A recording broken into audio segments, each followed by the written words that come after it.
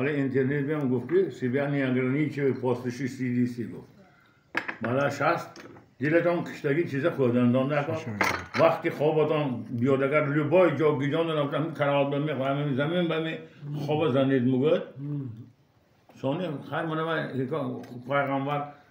جاوی شولی نرمی دیان اصلا نرمی دیان نراتن نانور نرمی دیان همیشه منم همیشه کم خودم میگردم ببین معیشت باشد معیشت شما چند ساله یک بار گپ زنید شما چند ساله هم کورسافر میشیم یک هفته یک بار من اینجا بگانچک با میهمان ما حالا که میشینیم همه چند ساله شما بابا جان چند ساله شما گفتید ما ها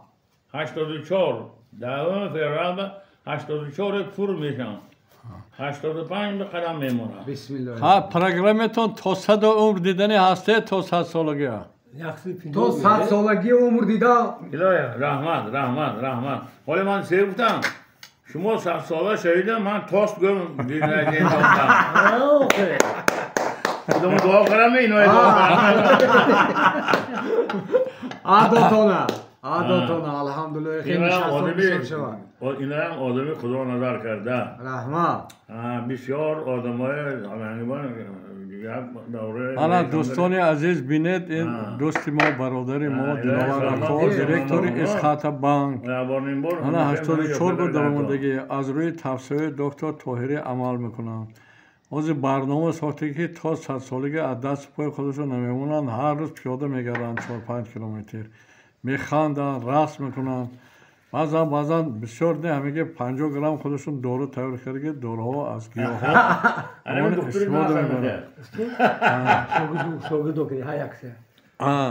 من اینجا همین شاگردها جمع شد دیگه همشون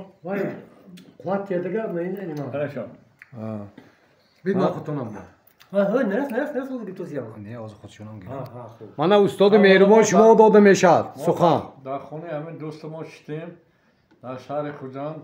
نیت میکنیم که هر کس از نیتش خدا میگه نیتی ناز نسبت دولت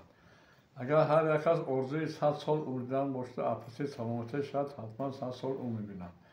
برای همه خاندان ما صحتی عمر دراز برای کار برکت میخواهیم همین دوست و برادر ما بنابراین بانک اسخاتی برای تاجیکستان تشکیل کردن امروز چقدر خدمتشون مردم تاجیک و رسیده است و خدا کند که تا 100 سالگی با همه خدمت کنن من حالا بانک پر رفته میشینن کار بکنن آدما مصلحت بشن همین دست و پاشو نمونان همراه ما برنامه‌ای که من ساختم تا 100 سالگی آدما عمر دراز ببینن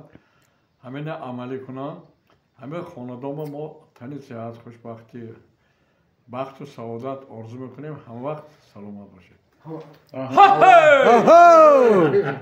رحمت سلامت باشتون رحمت عجایب بروما السلام علیکم و رحمت الله و برکاته